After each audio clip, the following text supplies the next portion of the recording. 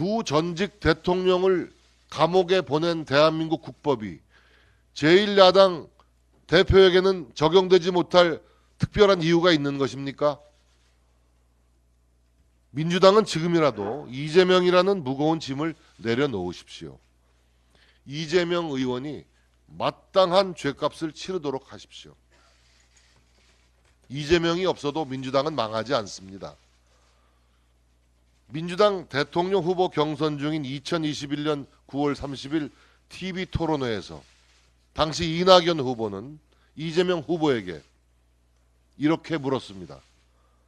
대장동 관련 유동규가 연관이 있으면 정치적 책임을 지겠습니까?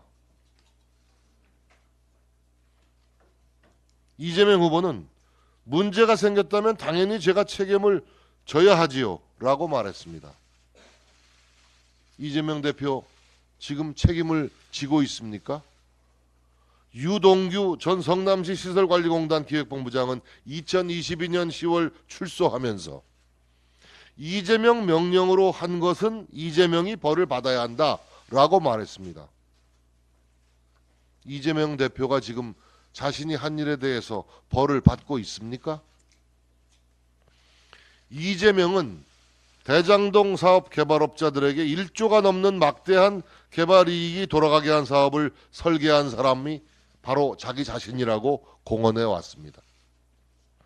2021년 10월 5일 민주당 대선 후보 선출을 위한 마지막 TV토론회에서 이낙연 후보는 지금의 상황을 예언한 듯 이재명 후보의 대장동 의혹이 민주당에 큰 짐이 되고 있다고 우려했습니다. 이낙연 후보는 경선 막바지에 이르러 사법당국에 이렇게 호소했습니다. 대장동 게이트 관련자는 여야와 지위와 관계없이 엄정히 수사하고 법에 따라 처벌해달라. 민주당은 2021년에 저지른 역사적 과오를 2023년에 또다시 반복하지 말아야 합니다. 당대표의 부정비리를 덮으려고 민주당이 낭떠러지 아래로 몸을 던져야 할 무슨 이유가 있습니까? 민주당은 정신 차리셔야 합니다. 지금 민주당은 집단적 망상에 빠져 있는 것 같습니다.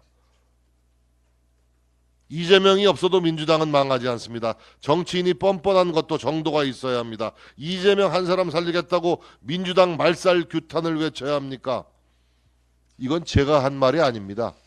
민주당 최고위원 지낸 김혜영 전 의원이 한 말입니다. 법치주의에는 성역이 없습니다. 박근혜 전 대통령은 국정농단으로 4년 9개월 옥살이 했습니다. 개발이익이 주민과 지자체에 돌아가야지 어떻게 천문학적인 돈이 개발업자와 브로커들에게 돌아갑니까? 이쯤 되면 이재명의 시정농단, 도정농단입니다. 박근혜 대통령을 향해서 대통령도 죄가 있으면 감옥에 가야 한다라고 선창한 사람이 이재명 아닙니까? 제1야당 대표도 죄를 지으면 감옥에 가야 하는 것 아닙니까? 이명박 전 대통령도 3자 뇌물 혐의로 4년 9개월 옥살이를 했습니다. 이명박 전 대통령은 감옥 가는데 왜 이재명은 감옥에 못 가겠다고 민주당과 국회를 볼모로 인질극을 벌이고 있습니까? 두 전직 대통령을 감옥에 보낸 대한민국 국법이 제1야당 대표에게는 적용 못할 무슨 이유가 있는 것입니까? 2월 27일 이재명 대표 체포동의안 표결을 위한 본회의가 열립니다.